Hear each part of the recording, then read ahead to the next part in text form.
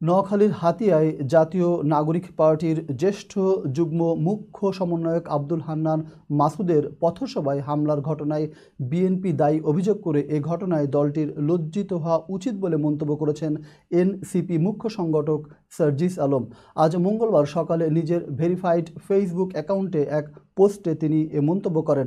সার্জিস আলম লিখেছেন, গতকাল আমার সহযোদ্ধা আব্দুল হান্নান মাসুদের উপরে বিএনপির কিছু কর্মীর দ্বারা যে হামলা হয়েছে এটার জন্য বিএনপির লজ্জিত হওয়া উচিত। তিনি লিখেছেন, বিগত ১৬ বছরে স্বৈরাচারী আমলে দল হিসেবে বিএনপি সবচেয়ে বেশি অন্যায় এবং জুলুমের শিকার হয়েছে।